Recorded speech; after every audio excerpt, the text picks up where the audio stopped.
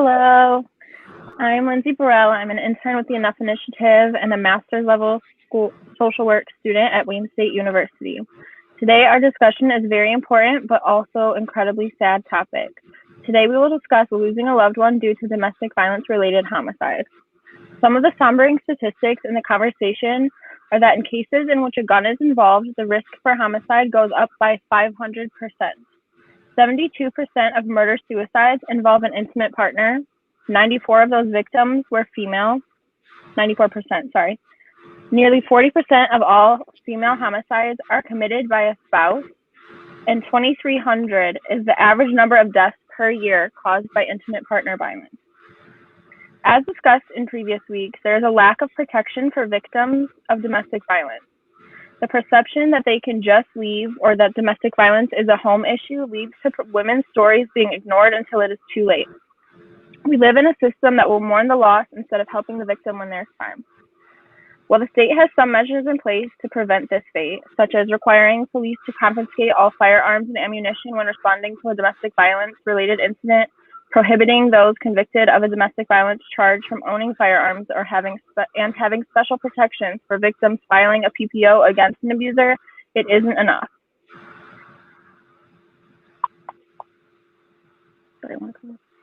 When a woman is killed by her partner, it does not only impact a woman. Her family, friends, coworkers, and more are all dealing with the loss. The loved ones of the victim are the rarely discussed victims. Today, we will have an opportunity to have an open conversation with Michelle Singh, who is a mother, wife, and domestic violence advocate after her mother was murdered in 2018 at the hands of Michelle's stepfather. Michelle is a strong woman who made it her mission to spread awareness to this silent killer to protect women like her mother from the same fate. Nicole Beverly, master's level social work, Enough founder, and survivor, will interview Michelle about what it is like to be the hidden victim in domestic violence and how she found her strength. Thank you, Lindsay. No problem. Thank you, Lindsay. Hi, Michelle. Hi, Nicole.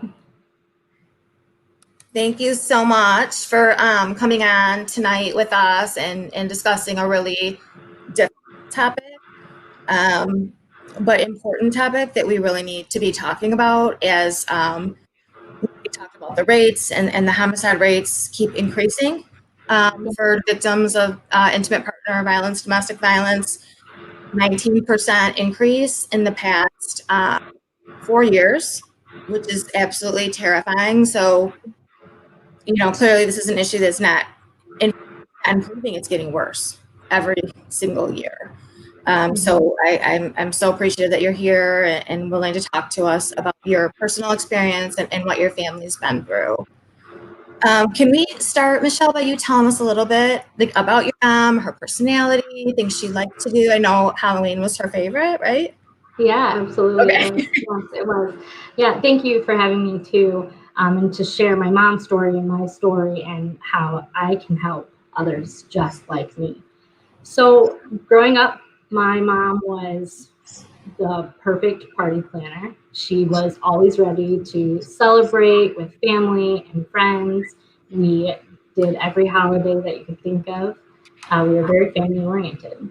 She was also a Girl Scout mom. She was a cookie leader, and she loved to sing and dance around. She liked to cook, even if it wasn't the best meal, but we had a lot of fun as I got older cooking together. So pretty much when I was about 10 years old, I really understood what it meant to having a stepdad, having a mother, and having a father. Obviously, at 10 years old, you really grasp the concept. My mom changed around that age, and I know that's very young. It was probably 5th grade. But she just became more in her room and isolating herself a little bit more and more. And those things obviously went further. But even then, she still kept us all loving and making sure we went to school, and we always ate great and had nice clothing, and we enjoyed holiday trips together to Frankenmuth, and she loved taking us to places like Cedar Point, and we did have a lot of fun. There were just little moments at even a young age that there may have been signs of domestic violence. Okay. And I think I remember you sharing, Michelle, like that your mom and stepdad would go kind of long periods of time not staying with each other. Yeah, that was right. So my mom actually had her own place, and my stepfather always had his own place as well. So when he came over, he would come over, stay maybe months on end. Even though he still had his own home, he would still come and stay with us often. And eventually they did end up moving in together, but not until much later. Okay. Is there anything else that kind of stands out to you about that relationship now, looking back, as an adult? Of course, when you're a child, you really don't know what's going on. But Yeah. anything else looking back that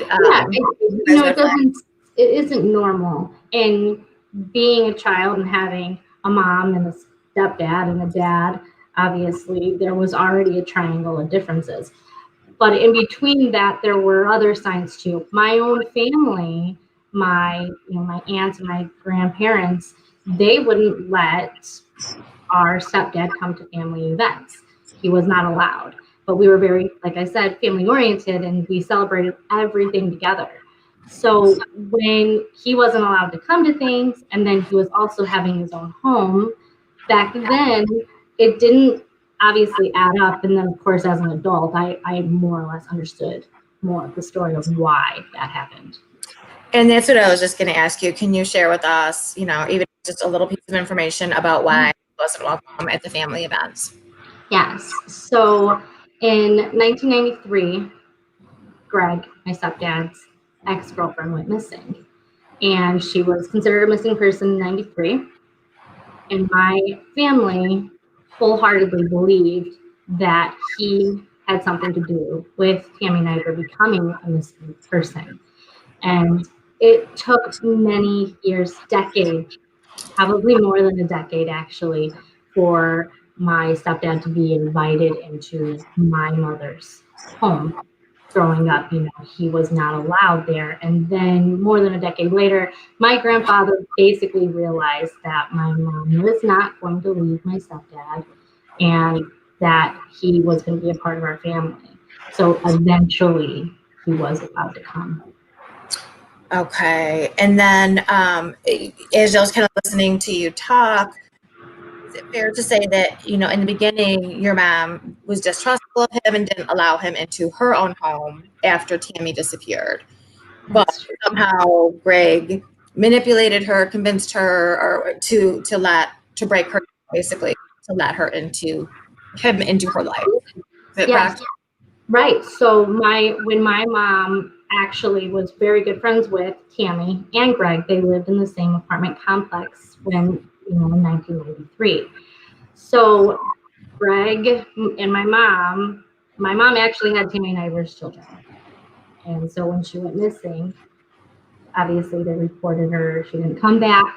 And then they found the vehicle that she was in, or she would have been in. And since the vehicle wasn't found, my mom thought that if she could somehow talk to Greg and convince him to tell her the truth of what happened to Tammy, then she would then be able to tell the detectives back then in 1993. During that process of her talking to him, she started to believe that there wasn't a way that he could have did something. So he definitely manipulated her into believing that he was innocent of the disappearance of Tammy Niver. And Michelle, I know a lot of people might be wondering, in terms of Tammy Niver's case, has there ever been anyone prosecuted to this date? There has not.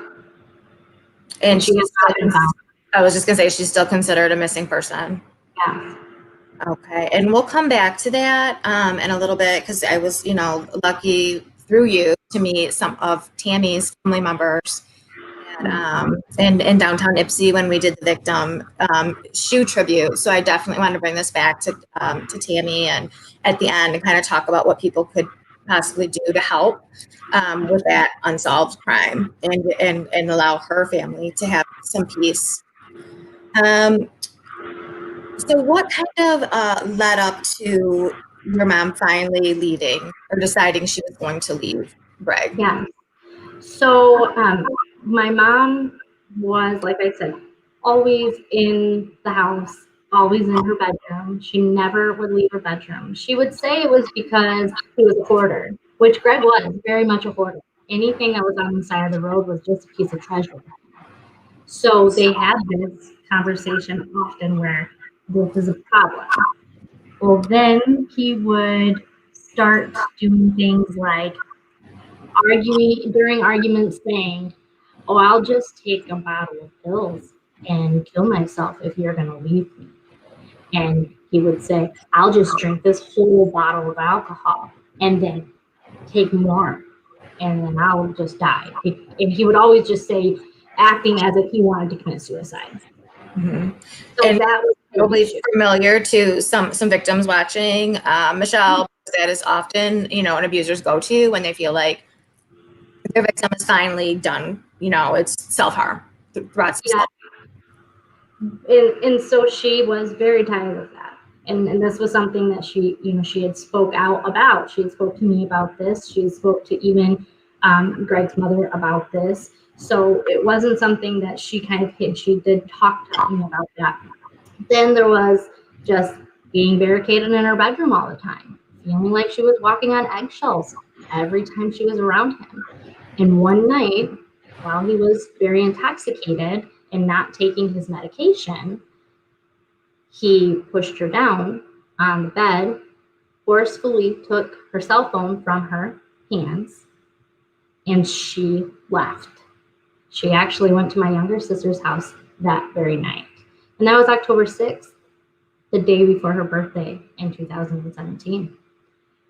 So now I get the phone call that I've got so many times. I don't want to be with him anymore. I can't be with him anymore. And it was almost like, "I've heard it before, Mom. Are you actually going to leave? Please leave." And that was always where we were. We always really wanted her to leave, myself and husband, I should say.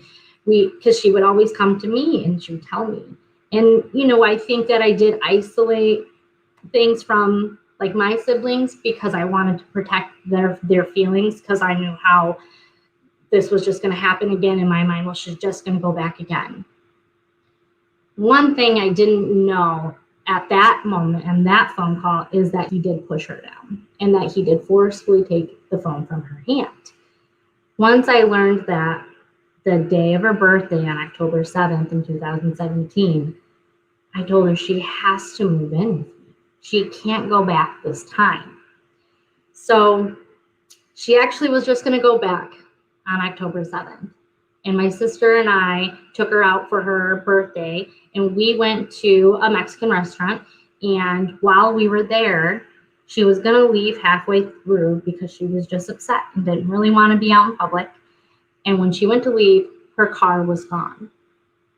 And for her, that was just the last straw. There was no way he could have known where we were. So that meant he must have stalked her and to find out where she was. And at that point, so the car was taken with keys. So he had a spare key. Yeah. Okay. So when she went out, the car was gone. So obviously she stayed, and then she actually took my vehicle and left, and she went to my house, and that was the day that she moved in with me, and that's where we moved forward. And she really wanted a divorce, and so she was going to get that divorce. And had she, Michelle, gotten to the point of letting Greg that, or at what point did she let him know that she was moving forward with divorce? So she called. Actually, I called for her. I called and said, Mom wants to come and get some of her clothes. She's going to come She's going to stay with me for a while. So at that point, we went to go and get the clothes. So from her home that she owned, and the door knobs were different. The screen door knob was different, and it had a bolt lock on it. And then same thing with the back garage. It was the same way. The back gate, every single lock was changed, and the outside had a keypad as well. So she called him, and she said, "I have to get into my house. I have to get my stuff." And he said, "If you stay on property, I'm going to call the police on you." And I, of course, took the phone and said, we need to get her clothes. It's time. Let's get this over with. Let us in. Or I'm going to call a locksmith, is what I said. And he said, "I'll be there with the police." And he did. He showed up at her home with the police, with them convinced that she had moved out. And so they did, of course, they had to legally, once her ID was showed, to let her in to get some of her personal belongings. So she did. She was able to get her personal belongings. Now, when we left, she told him, and right outside of the house, I want a divorce. I don't want to be with you anymore. So it was all in that one moment right there.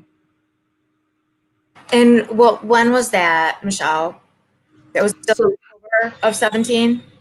So that was in October, but it wasn't right away. Actually, my mom's sister brought over clothes when my Aunt Donna found out, and my Aunt Sheila found out that she was separating from Greg. They obviously proactively became involved. And my Aunt Donna did show up over, and she gave her clothes just to get her through about a week. And then within that week, actually, my mom's home caught fire. So that's by no coincidence at all. However, it was proven that the fire was an electrical problem. It was not, they couldn't prove that he did the fire. So it was after the fire. Because of the fire, obviously there was a lot of damage, and the fire was in her bedroom. So there were some property loss that she lost. And so it's, trying to wrap my brain around the fire. The timing seems obviously highly suspicious with everything that was going on in terms of him, right? And he was the one home. But I know you have to take what the police reports and fire reports are, but it's just, I can and can't imagine how much stress you all had to be going through at that point. With leave, finally, that's a relief. It's a positive thing. But then the flip side is all this chaos and craziness is happening. What happened next?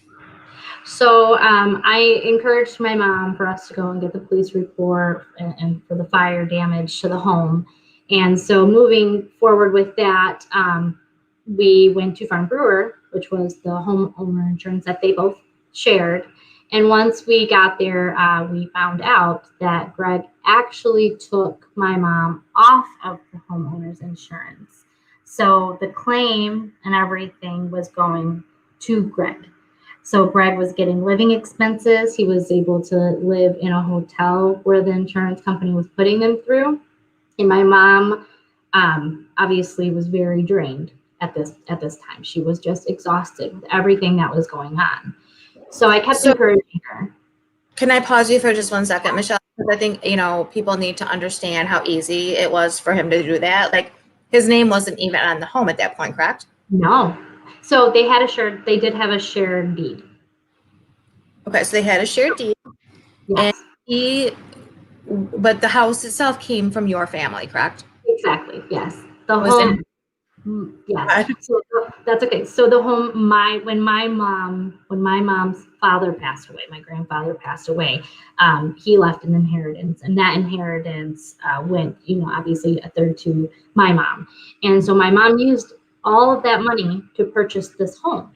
And so it was in her name. The deed was in her name until right before they got married, only 10 days before their marriage, which was not that long ago before that even. I think I wish I could remember the date of their marriage off the top of my head. I'm sure someone might answer, someone in here could. So where was I? Okay, the house. So when he went and changed the insurance, that's the same thing, of course, we questioned. How is he able to just take my mom off of this insurance? Well, because he was able to tell them that she left the home. He had the police report for from when she came there, and he let her take her belongings. So he had all of everything that he needed in their eyes, but it was obviously very simple. That's just so, I mean, it's crazy, but I hear this over and over again, how easy it is to, in some instances for the abusers, it seems, do stuff like that and further abuse her financially, legally, make it, of course, as hard as possible for her to leave. Yes. So the insurance claim. Yeah. So from there. Yeah. So the insurance. So once my mom got word that her name is now off of her home, and this is still her house, it's still deeded in her name, she went to the insurance company where they tried to explain how it happened, which was so benign. And then that's when she said she wanted an adjuster to stand in the middle of him and her for the insurance, and she wanted exactly what he was getting, or he should get half of what he's getting and she should get the other half. Now, to that day, she still wasn't getting anything that he already received. So all of the back living expenses and the living outside in the motel or the hotel, she wouldn't get any of that going forward. But going forward, she would get half. And even then, it was only half of what he was getting. So what was the ultimate remedy from the insurance company? What did they decide to offer them?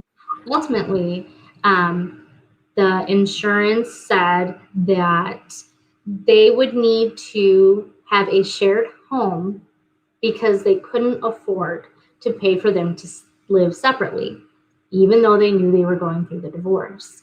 So it went to court, where Washtenaw County judge decided that my mom would sleep in this home that the insurance is going to provide, and my stepdad could stay there in the morning and the afternoon. So now they have a shared home with restricted times, and they can't be in there when one another is inside the home. And that was the court order.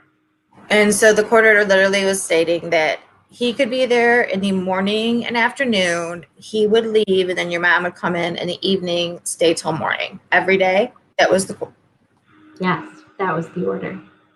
And so, this was a couple that was forcing. So he had just finally lost, the whole grip that he had on my mom. He was always aware of where she was, what she was doing, when she was doing it. And then now he didn't. He had no idea, and that was so bothersome to him. So he, again, got that same grip on her. Now he knows her schedule all over again. What month are we in now, Michelle? So they got in there in end of December. So December of 2017. In 2017. They got in there at the end of December. But my mom didn't actually start staying there until January. Okay. So she started staying there in January. And then did anything else start striking you as concerning?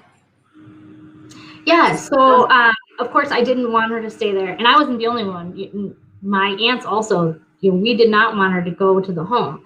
Now you would ask my mom, aren't you afraid of him? I've asked. Of course I've asked. Aren't you afraid of what he can possibly do to you? Well, because of the court order, she felt completely safe. She said she felt just as safe as she did when she was at my house. And it was nice that she could watch TV without, obviously I have 3 children, and as much as she loved being around her, grandkids and me, it was just nice for her to feel like she had her own place in her own spot for that time. And she still didn't go there, I wouldn't even say often, maybe 2 days, 3 days out of the week at that point. Well, in February, it did get a little bit more. She did stay there more often. So in the beginning, it was more like 2 or 3 nights. And then it was like, okay, pretty much every single weekend. I'm not home on the weekends either. I'm in and out. I was in and out on the weekends too. So she just felt comfortable finally, staying, I don't know. And just to, people watching don't know this, and I forget that everyone doesn't know the background, but your mom was staying at that point in time right near both of us in Ypsilanti Township. Yes. Yeah. She's always lived in Ypsilanti Township. Yes. Just to kind of give people some, context of where this all occurred, right down, not far at all, right down the road from us. Yeah. So can you tell us what how you guys ultimately found out, or the incident, what happened? Yeah. So I do want to rewind just a little bit.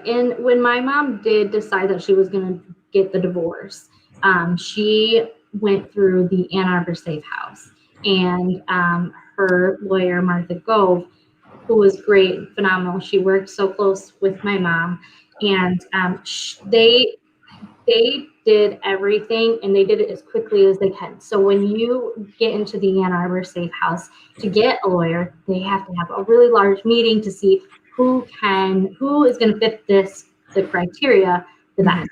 So who needs the most secure help financially, of course, but also, is this a domestic situation? So they're going through a lot of cases.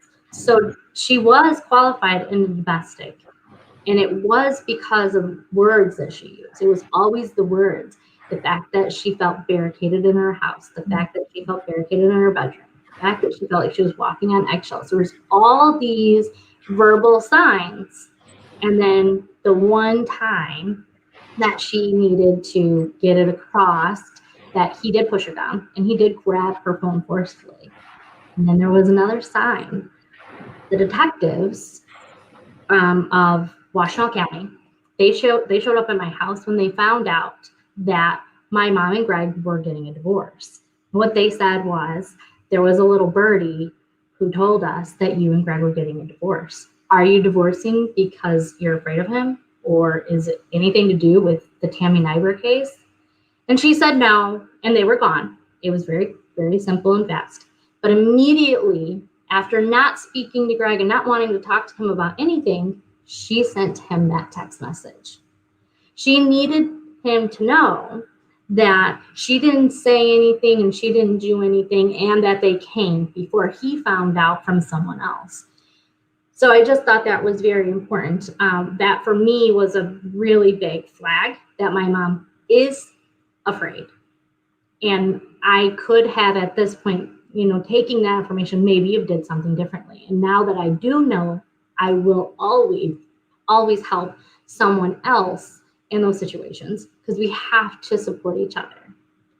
So I, like I said, was gone on the weekends. My in-laws live in Ohio, and I help them with their restaurant on the weekends. And I was there all the time, every weekend. So it was really obvious what my schedule looked like. And I think that, and I know that my stepdad knew that schedule. So my oldest son was supposed to be picked up by my mom on the 17th of February of 2018. And I actually learned later that my nephew was also going to be picked up in the morning. I had a carpet company coming to my house. So my mom was actually going to come to my house and watch my nephew and pick up my son. When she didn't show up to my sister to pick up my nephew, my sister called me and asked if I, have heard from mom. And I hadn't at that time. It was still very early in the morning. And she said, okay, well, she's late picking up Kate. I said, well, maybe she had to pick up Timmy first. So I actually, while on the phone with my sister, my oldest son calls me and says, Mimi's not here yet to pick me up. I said, okay, I'm on the phone with Kiki. We'll figure it out and I'll call you back. So my sister ends up going to this rental home that the insurance company and judge set up. And when she gets there, my mom's car was in the driveway. And it's very, very unlike my mom to ever be late. She's always early, super persistent, and everything is always ready. Looking through the window, my sister could see my mom's day bag is set up. Her tea is ready. She is ready to leave. She knew something was wrong. I'm all the way in Ohio. And I said, okay, well, I don't know why she's not answering. Maybe she's in the shower. Can you please go pick Timmy up and then go back? I'll call Dad. She calls Dad and I call Dad. And I tell him, you know, hey, Mom was supposed to pick Timmy up and this is going on and the roundabout and the circles. And he's like, oh, well, I drove by there. Her car's there. I can't go in there if she's there. So at that point, you know, we know now he's saying he didn't go in there because he can't go in there. And then, but he will come and bring the keys. So after hours of being on the phone with my sister and her banging on all the windows on the outside of the home, trying everything she could to get in the home, we finally decided, okay, we're going to have to make a wellness check. Mm-hmm. Well, right before we decided to make the wellness check, my stepdad texted Kristen where he was, like what road he was on, where he was going next. It was like nervous writing is what he was doing, just making sure that he was going to be the one that let her in this house. He arrives, and when he arrived, he opened the door. My sister's still on the phone with me, runs down the hallway into the bedroom where my mom would be sleeping. And while on the phone with me, I know, it's hard. I know this is a really hard part. I should have grabbed a tissue. Okay.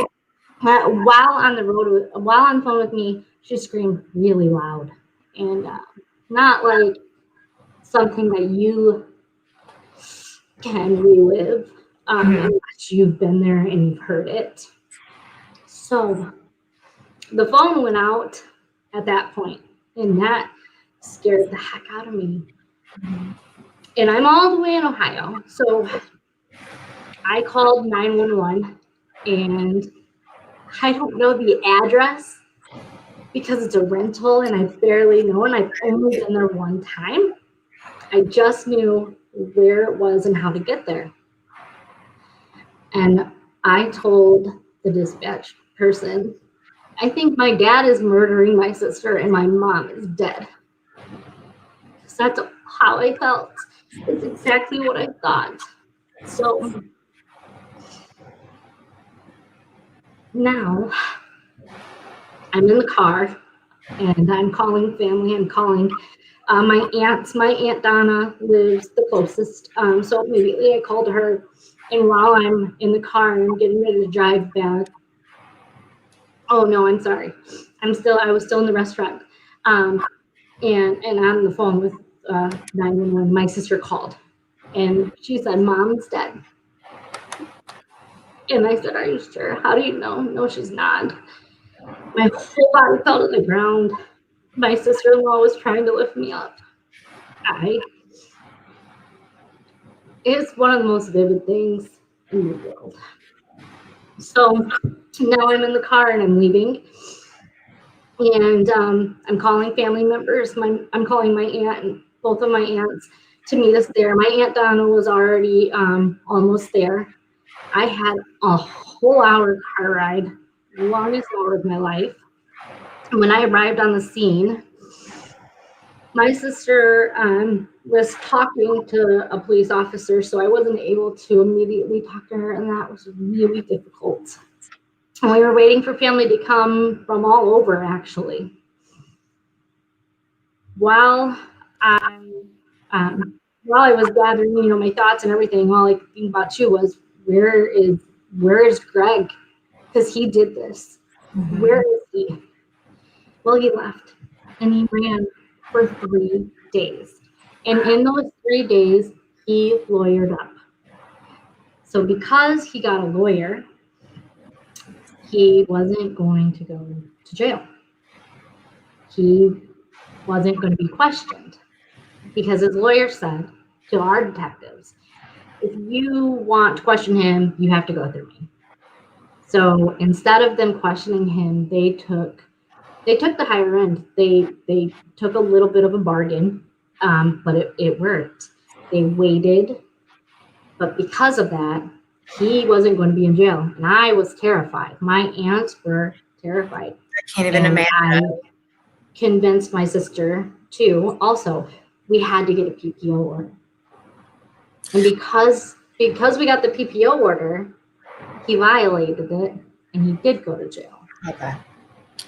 So how did he, how quickly did he end up violating that order, Michelle, and getting to jail? Yeah, so getting the PPO order was really difficult because he had never did anything to us physically. He had never threatened us physically. So it was a very difficult trial, obviously, just going there and seeing him standing there. Can I interrupt you for 1 second? Because my mind is blown right now. So you couldn't even get an emergency PPO. You had to actually go to hearing for it. And it was still difficult, even though your mom had just been killed. And the man that let your sister into the house to find your mom's body is the one you're trying to get the PPO against. They didn't honor that without you guys actually go to hearing, and it was still difficult. Yeah. And I'm sure anyone watching this is thinking the same thing that I am. Like, and a question to considering these circumstances that you would have to continue and fight in a hearing for this, what you guys had just been through. I'm so sorry. Yeah, it was very difficult, and we had family support there, obviously, with us. But that was going to be the first time we would see our stepdad since our mother was murdered, and our whole family, including his family, was in the stands. So it was very difficult. And the judge was going to honor mine and my sisters, but not my aunts at one point. And then it ended up being all of us getting our PPO orders because Greg actually sent us a Facebook Messenger video of a drone having facial recognition, and it would like blow off your head. So, I mean, that was very graphic, but that's exactly what it was. What's this time frame now between when you guys file for the PPO and you go to the hearing and get it? What is the time frame? February to March. So in a month, you guys waited without a protection order in place to protect you from the man who had just killed your mother. Is that correct? Yeah, exactly. Yeah. And so that was very difficult to go through court and have to do that. And that was really just the first step of what would be the next 2+ years of our life now. I see Sheila's commenting about that you guys eventually get the PPOs. He violates them. We have to go to hearing to have to put him in jail. Oh, he did not end up in jail. And later he tried to fight our PPO, of course, because that's what they do. That's right. Yeah. To drag back in and fight. So I was trying to even imagine where you guys were at this time, because I can't even, the grief, the anger, the pain, the loss, the fear, and then on top of that, to have to go through this hearing process and fight you just lost your mom, but now you have to fight to protect yourselves and your family members. It's sickening, and I'm so sorry.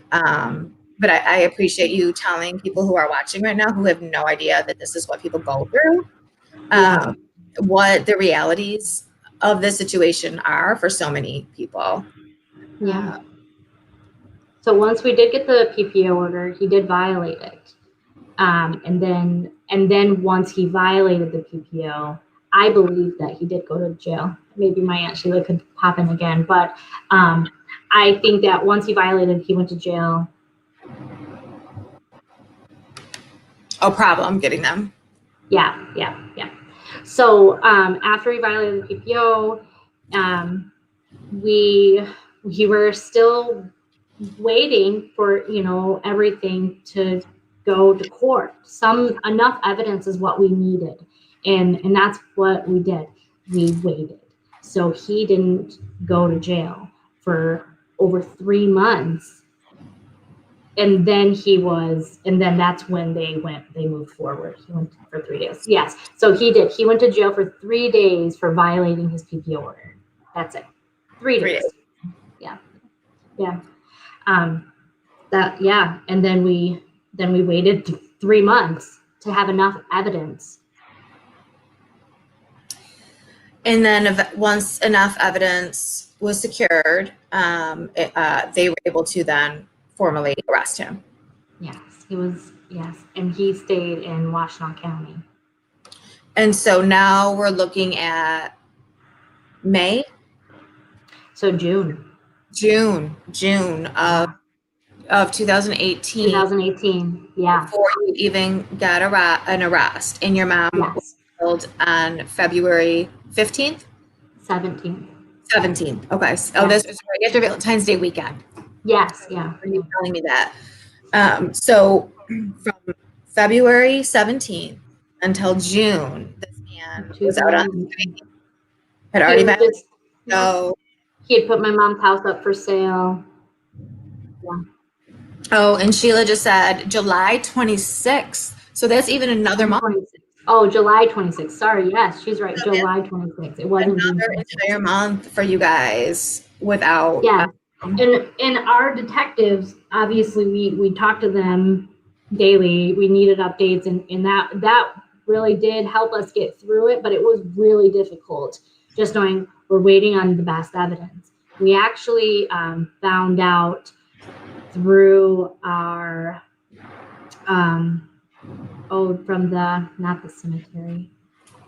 from the funeral home, how she died. That's how we found out. I got a phone call that the death certificate had came in, and that was basically so I could, use it, go and use money for the paying of the funeral. And I needed the death certificate to have her claim for her insurance claim. And I'm sorry, not insurance claim. What am I thinking of, Aunt Sheila? So we were given, my mom had money with Bill. I'm drawing a blank on it. So she, so we did get my mom had life insurance. That's what it was. So my mom had life insurance, but I had to wait for the death certificate in order to have the life insurance policy. So that's how I got a phone call. And he told me, I can tell you this over the phone, or you can come here and I can tell you in person. Maybe it's, better that you come here in person. And I couldn't. I said, I just need to know. And that's how we found out that my mom was strangled to death. And that's what her death certificate says. And that was still months before he went to jail. And that's months before we ever went to trial. And Michelle, is that something that the detectives can't tell you, or did you guys ever ask them? So I called them after I called family members, of course. I called them and I told them I know what the death certificate says because it was released. I thought they told me it wasn't going to be released. It was actually an accident that it was released. It should not have been released. Okay. So the death certificate should not have been released. And so it was really the that was irresponsible with that situation. I don't think it wasn't their fault that the death certificate was released. Gotcha. I don't believe that they released the death certificate. I think it's Washtenaw County that would have released them. Okay. Yeah. So so that's how we found out that she died of strangulation, and we were able to obviously use the life insurance money to help us with the funeral. And you, I can't imagine having to hear it, especially in that way, and getting that information in that way. And for many people watching who are, victims or survivors of domestic violence, strangulation is the number one predictor of domestic violence related homicide. So if a victim has been strangled once before, even by their abuser, their likelihood to be killed by that person in the future, it is I can't even remember. Someone will type in the exact stats, but it's an enormous, like the number one factor of lethality risk is a history of strangulation. And I'm so sorry to hear that is, you're not passed at all. Then the detectives did end up coming and going over some more details, but still we were all, obviously left in the dark until trial on what happened further on from the strangulation. Because they don't want any information accidentally released. Yeah. Yeah, exactly. And I'm posting, we're going to a few comments, but also just posting a few stats as we go along. The state of Michigan averages 108 to 120 victims murdered by intimate partners per year. However, changes in reporting DV-related crimes by Michigan State Police in 2018 is going to make all of that data very unreliable. As we know, Michelle, I've talked to you about this, that they've completely changed the way they're interpreting domestic violence crimes and are leaving it up to individual police officers to mark a box, which apparently is getting missed quite frequently. So we're a little nervous about how it's going to affect all of these statistics.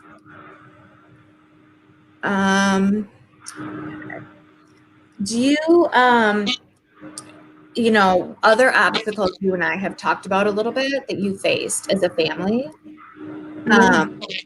Besides, obviously the grief, the traumatic, turmoil, having to plan a funeral, having to the loss, but what other obstacles came up that were really unexpected for you and your family, eventually through the legal system? So it was very unexpected that I received an autopsy detail from the University of Michigan, as well as an autopsy bill. And it was I did not need to see that. The victim's family, they don't need to see those types of details. That was one thing. Another thing was a crime scene bill. I received a crime scene bill from the state of Michigan that it was our duty to clean up this crime scene. That is horrible. Also, I applied myself and my siblings for the crime victim compensation, and the application is very large, and you have to be extremely thorough. And I was, and we all three were very thorough on why we could benefit from the crime victim compensation. It's a large bucket of money that the state has for victims just like us who needed our mom to be here for support for so many reasons. We needed her support for our children because she was always our babysitter. She didn't do daycare. We trusted our mom to watch our children, and that was free with us, with our mom. They could have covered that for us for at least a year. They could have helped a little bit. They denied every one of us for everything. We were also denied the therapy that we had to pay out of pocket for, the extra, obviously, with insurance, but you still pay money with your therapy and medication that we needed to help me with depression and anxiety and something to help me go to sleep because I was terrified to sleep. I was terrified. When my phone rang, I was terrified. It took me a year to go and stay in my in-laws again because I was terrified to be 1 hour away from the family that I needed right here in home. So all of these things that the crime victim compensation could have helped me with financially, of course, they denied it for all three of us. And correct me if I'm wrong, Michelle, did they also deny funeral costs? They denied the funeral expense. Yeah, they denied the funeral expense too. Everything that they could have helped with, they denied it. Even though it came from my mom's life insurance policy, it was still granted to be split equally between the three of us kids. And we all paid it, obviously, the three of us. So yeah, we were denied of everything. The Ann Arbor Safe House did try to help me with that. I had support, but I was still denied. As well as it's horrible and it's very concerning because again, we have to ask ourselves, like, where is this money going? If it's not going to victims' families who are murdered by their abusers, where then is this money that's in this pot that we know is large? So where is it going if it's not going to people who need this? And what do you need to be approved? How can you be approved? If you show everything possible, and I know I did, and I had support from the Ann Arbor Safe Help, the same woman, Martha Gove, that helped me through the whole process. I even went in person to show her what I did because we wanted to figure it out. How could I be denied? Yeah. Even if it was just something more than a denial letter. Right. Yeah. Tell us what you need. Then Yeah. if you deny it, then say denied based on this. So if it's something that you can correct, you can. It's heartbreaking to hear that, on top of losing your mom and going through all of the stress of grief and loss, that you then had to go through all of this other stuff that the system put you through, which is completely unacceptable. Yeah, it is. Tell And people go ahead. then there was the probate, which I've Oh, talked yeah. to. Thank you for reminding me. Yeah. So because the home was deeded to both my mom and Greg, he fraudulently transferred the deed for $1 while in jail. So whoever put that stamp on there allowed the fraudulent act to happen to his mom for $1. So I had to go to probate court, not just against my stepdad, but also against the woman I called my grandma for over 20 years. And she showed up and she fought for it. But the bigger picture was that we needed to get that fraudulent transfer of the deed out, and then I needed to be able to fight him for it. So there's a statute called the Slayer statute. When a spouse kills a spouse, naturally they don't get to gain anything from that murder. So they don't get to gain the property of the home. So we've been doing that since 2018. We have been on it, and I am still on it. Actually, today I mailed another $20 check to probate just to put in another petition because he is getting an appeal and it's coming up. So I still have to keep things going actively with probate all the time. Okay. So again, and I'm sorry, but I think I just need to back up because and I know with my case too, people hear stuff and they're like, there's no way this can be true. Like, there's no way the system is this screwed up. But I just want to clarify. So even though your stepdad illegally transferred deed to his mother for $1 of the home that was not only in both of their names on the deed before your mom passed away, but also was a home purchased from an inheritance your mom received. So I just want to kind of talk back to that.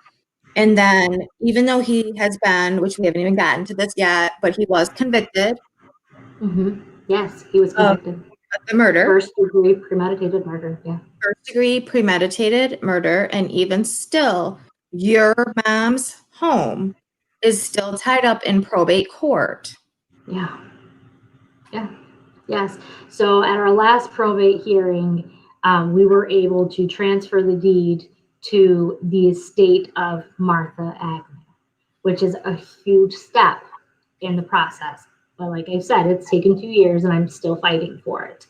The home estate account technically will still be 50% Greg's and 50% the estate of Martha until he is guilty even after appeal. Okay, so he basically has to exhaust all of his appeal opportunities.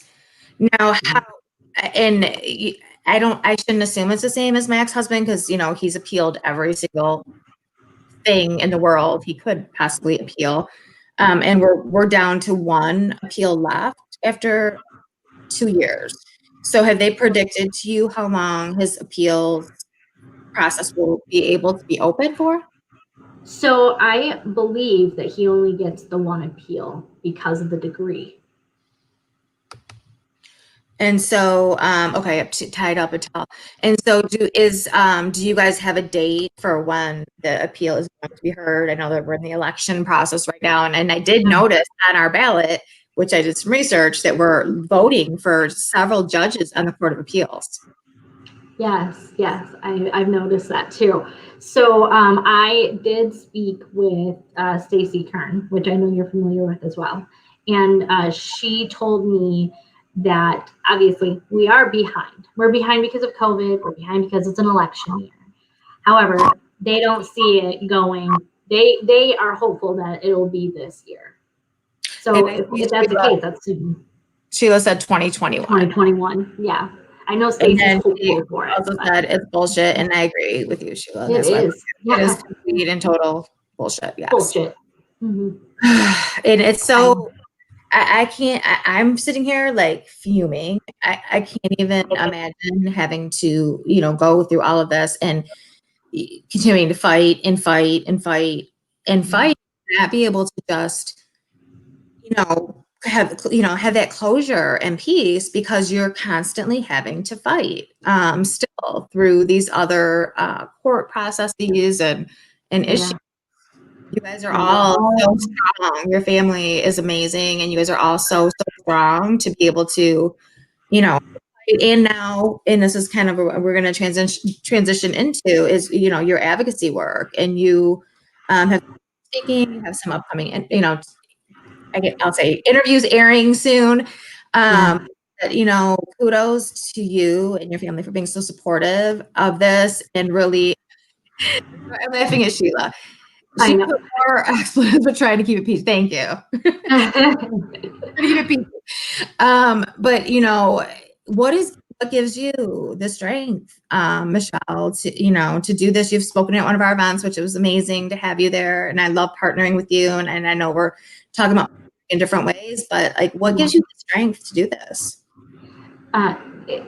My mom, because she fought so hard, and it was very difficult to learn her fight during the court trial, and Andrew was the best attorney we were blessed to have, because she fought physically so hard to save her life. I know that it's the blood that was boiling in her that gives me the strength to move forward. But I could never have did it even without family. I have great family, and we do always support each other and communicate very well. And I want to be able to make a difference. And I need to try to make a difference in Tammy and Ivor's case too.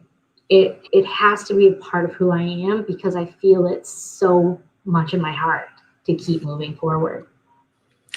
Absolutely. And I'm glad we're coming back to that. I do want to mention, though, Sheila said best prosecutor. What was the prosecutor's name again? Because, I love giving people shout outs when they've done amazing work. Andrew Childs. Andrew Children. Okay. Children. Okay. Yeah, he's amazing. He was very detailed, and his final fight for us was really great. And I know that you and I had at least one victim advocate in common. Yeah, Stacy Kim. Hi, Stacy. If you're watching, we love you. You're amazing too. She took every phone call, even when it probably wasn't necessary. She still took it. Absolutely. Like, she's always amazing at following up and checking in. Stacy Kearney, just to clarify, victim advocate. Oh, Kearney, yeah. Why? Kearney at Washtenaw County Victims Advocacy program with the prosecutor's office. Amazing. Sheila typed his name. Okay. Yeah. And Andrew Childers. Thank you, Andrew, for doing. We appreciate you too. Oh, look, Stacy. Hi, Stacy. Give you a shout out.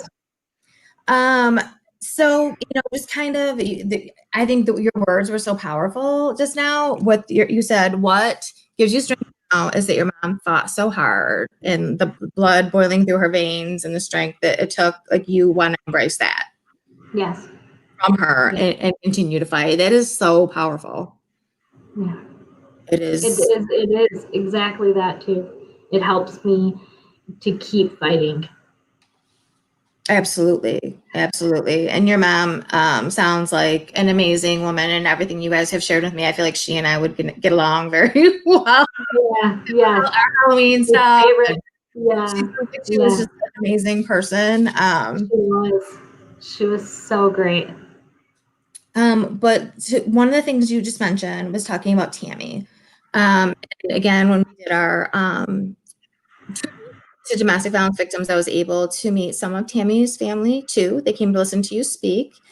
And it's really important for you to give Tammy a voice too, as well as your mom, and fight for justice, and to help prevent other victims from falling this fate for both of them. Yeah. Is there anything that anyone watching can do, or information that you guys are still looking for the missing person case for Tammy Niver? I just think that everyone should know her name. I think that knowing Tammy Niver was her name is important because it's what she still has right now. And her children are important, and her sister, her whole family, they are humans and they need help. We are supposed to always help each other. That's what we do. And that's why I want to keep talking. And that's why I want to keep searching.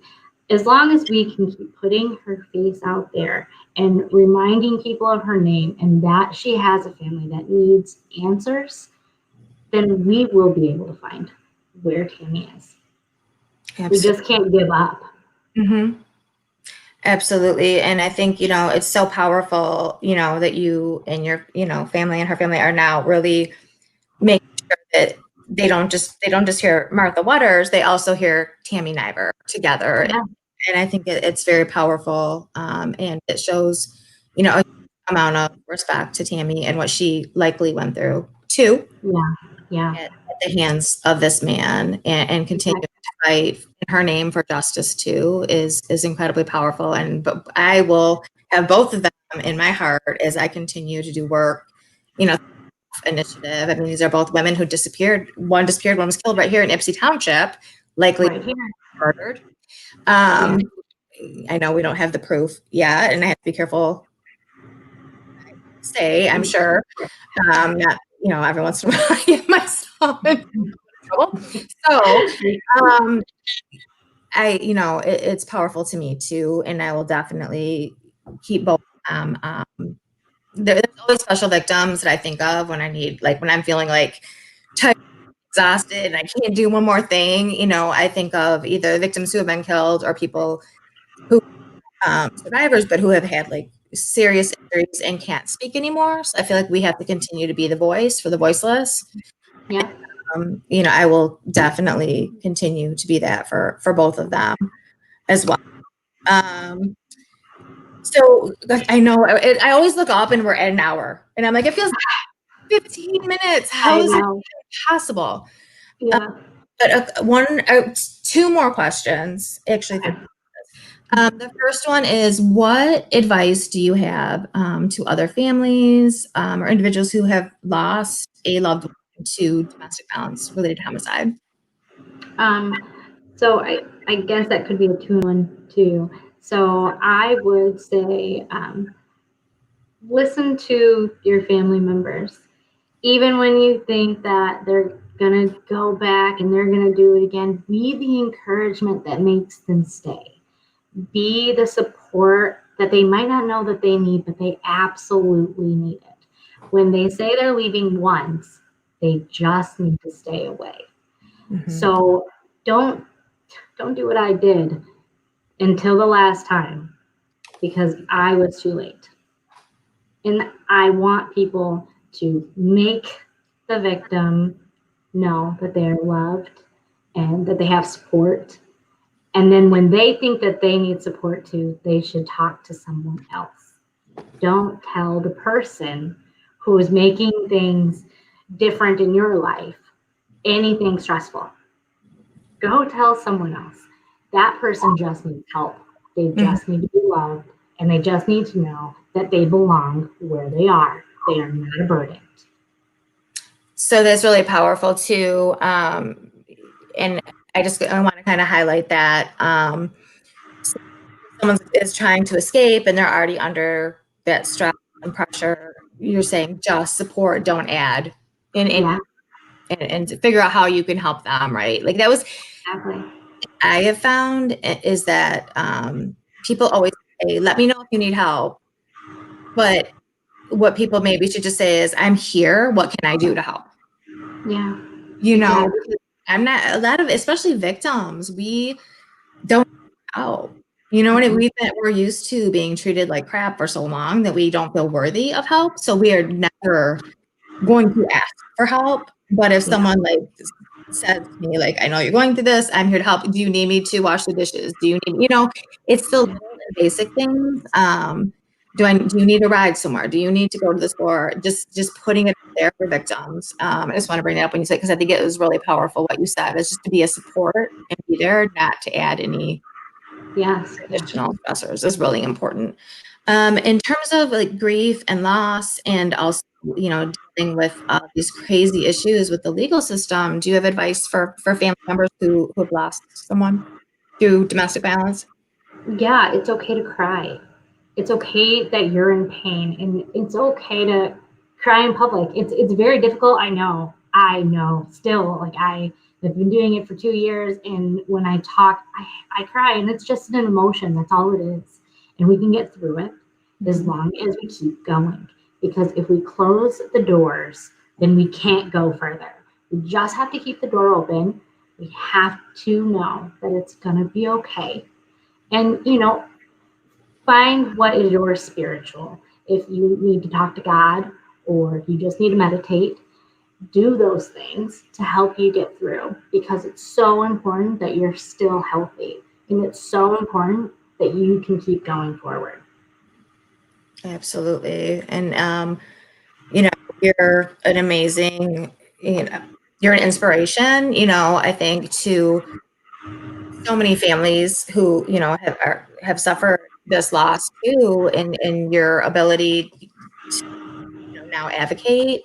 And it takes some people longer than others to get to that point if they even decide that's something they want to do. But I know for many people it's healing on its own, doing the advocacy work.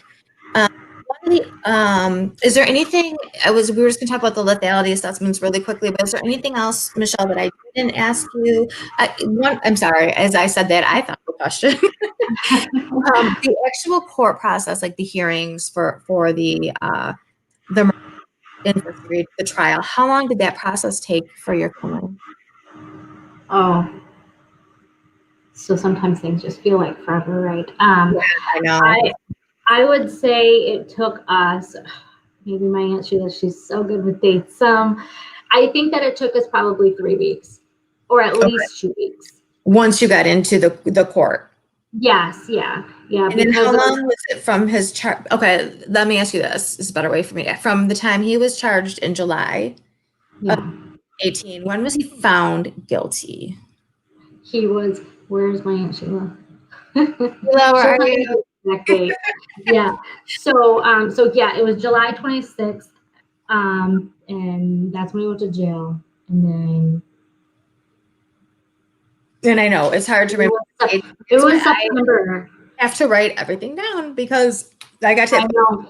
Yeah. Like, if I don't have my notebook, I'm like, I always lean on my paperwork too. But so it was, I think it was July to September. July, August, September. So that's like actually, she's saying court was 2 weeks, but really that was a quick court process and unusual. I know for a lot of people, from arrest to hearing is like a year. It was a lot of evidence. Okay. Yes. We had somehow. Yeah, I think so. Connie just said September, and last week of August. Okay, so yeah, that was pretty quick, because I know some people it just drags out. Yeah. So I'm glad. The court lasted for 2 weeks. Yeah. Okay. Yeah. And when we were kind of in the back room preparing to and Lindsay, the intern that introduced you, brought up the lethality assessments and asked you if you knew about them. And when you said you didn't yet, I was thinking again, because I just said all this last Yeah. doing the family court interview, is that I'm hoping, Washtenaw County will do a press release and let people know that, they have decided to implement the lethality assessments, which will, the idea is that they're going to, well, no, I'm going to say this a different way. In states that are using them, they are showing a reduced rate of homicide related to intimate partner violence. So I'm confident that we're going to show the same thing here in Washtenaw County. And basically, officers, upon receiving a domestic violence call, are going to ask questions to assess risk for lethality. And that would then go, to the police report, hopefully to the judge, but also for the victim sometimes. And strangulation is one of the questions on there that gets, special points for it. That victims can hear these questions, see how high of a risk they're at for being killed if they don't leave, and maybe get that insight. It's going to help them leave.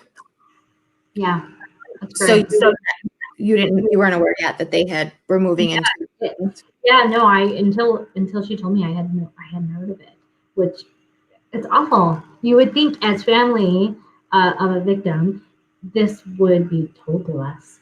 We should know. Everyone should know. Stacy, bug in someone's ear and over there, and if you're watching, and Tracy, anyone else watching, Sheriff Clayton, where you at? We need you guys to embrace this and celebrate it, because it's a celebration and it's a victory that we worked really hard for. Miriam says, so sorry for your loss, Michelle. Yes, we are for your loss and your family's loss, and I feel so privileged to know you, and just your courage, your grace, and talking about this, and your bravery too, for standing up and talking about these things that other families are probably going to be coming up against. And you just do it in such an amazing way. I'm so appreciative to even know you and have you be a part of working with the Enough Initiative. It's a privilege. So thank you so much. Thank you so much. If there's any other questions, we're going to be signing off in like a minute. You go ahead and put them in the chat. Oh, I know something else. Oh, your sister saying she's so proud of you. It's so sweet.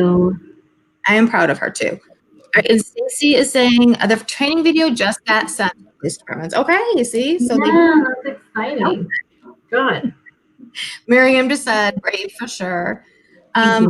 One of the things, and I already posted this, you guys, just so you know, in the comments. That's the wrong one. Sorry, I didn't scroll down long enough, apparently. Okay, so as many of you know, since I've been talking about it since 2017, the address confidentiality bill still has not passed. Okay, and someone else introduced it in 2015. So, I mean, that's even 2 years longer, and it still hasn't passed. And we're at the point again, as we were at the end of 2018, of it dying on the Senate floor. And the same thing is going to happen again this December, which is now only 2 months away. I'm getting a little nervous about this. The clock is really, really ticking. But in the comment section, you guys will see I did put the link to the Change.org petition that we started to Senator Ruth Johnson, Senator Pete Lucido, Senator Jeff Irwin, Senator Stephanie Chang, to get them to really make sure that this time we get this bill passed through, because this would protect addresses of victims who have left their abuser and want to protect their address from their abuser being able to find them. So please, if you have just a few minutes, go into the comment section, click on that link, and just sign and share that Change.org petition that we created, because the clock is ticking in and we'll be starting all over again. And it's just ridiculous to me when we spend so much money. You know what, Michelle, maybe they could take all that money in the crime victims fund and apply that to the address confidentiality bill. Yeah, they would use it for something. We could propose that. I like that. Yeah, I like that too. I like that idea. So if anyone would please sign that, help us push this through because it truly can save lives. And we've been waiting since 2015, so 5 years for this bill that will, and we're, again, I know people get tired of me hearing this, but I don't care. Again, there's 38 other states that already have this in place. Michigan does not.